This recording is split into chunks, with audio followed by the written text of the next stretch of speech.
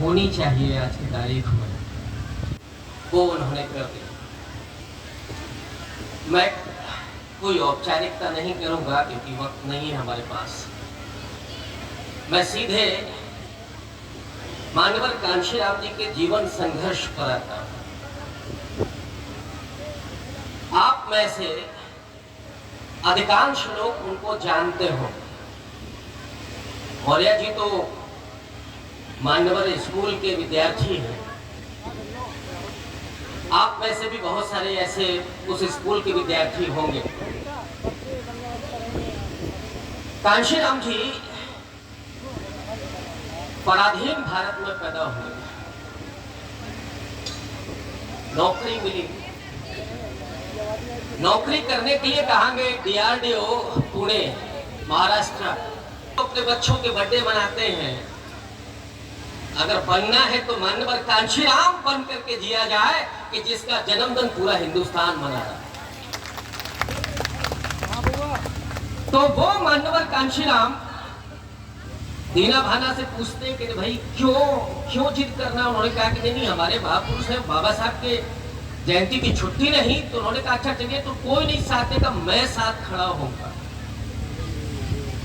दीना भाना की जिद थी कि DRDO को अपना वो फरमान वापस लेना पड़ा, और यहीं से कांशीराम की जिंदगी की शुरुआत होती है। उन्होंने पढ़ना शुरू किया डॉक्टर अंबेडकर। कौन है डॉक्टर अंबेडकर? और पढ़ते हुए मान्यवर कांशीराम ने सब कुछ छोड़ दिया। कुछ मन ही मन सोच लिया, संकल्प कर लिया। एक लंबी सी चिट्ठी लिखी अपने रोपड़ जिले, अपने घर को, अपनी मां को, अपनी बहन को, और ये लिखा कि अब कभी जीवन में लौट करके घर नहीं आऊंगा। शादी की चर्चा हो रही थी, नौकरी पाए थे। यह भी लिखा कि शादी भी नहीं करूंगा, जीवन में कोई संपत्ति भी नहीं जुटाऊंगा। आजकल बड़ी मुश्किल है, संपत्ति जुटा लिए तो खामोश रहना पड़ता है। मान्यवर साहब जानते थे। और ना ही अपने जिंदगी में कोई कर्मकांड करूंगा। और उसके बाद कांशीराम जी कभी लौट करके अपने गांव, अपने घर नहीं गए।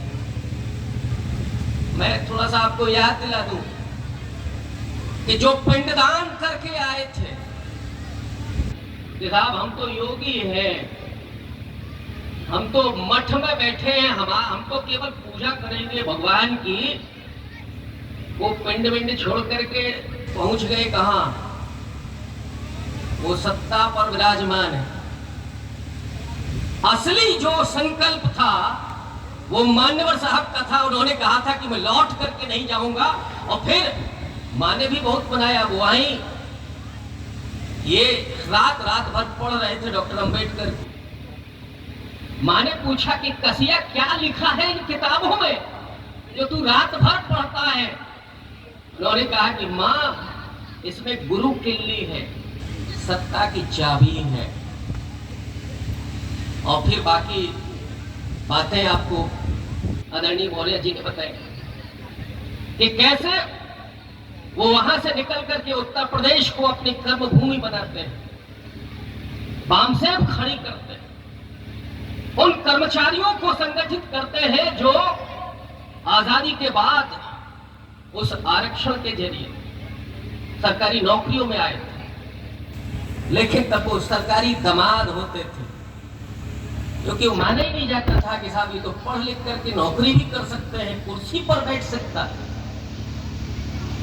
जो गांव में चप्पल पहन करके नहीं घुस सकता, वो जूता पहनकर, टाई पहन करके अगर ऑफिस में बैठ जाएगा तो तकलीफ कितनी। लोगों को बर्दाश्त तो नहीं हो रहा, प्रमोशन अटक रहे थे, बहुत सारी समस्याएं थी। उन कर्मचारियों और अधिकारियों का संगठन खड़ा किया बामसेब नाम से, और तमाम सारे संघर्ष, तमाम यात्राएं, साइकिल से यात्राएं। अभी हम देख रहे थे कि बहुत सारे लोग धूप देख करके थोड़ा निकल गए हैं पतली गली। अरे आप कांशीराम जी को याद कर रहे हैं, जो व्यक्ति दिन भर भूखा रह करके शाम को एक समोसे में 3 लोग बैठ करके खा लेते हैं और पानी पी लेते हैं।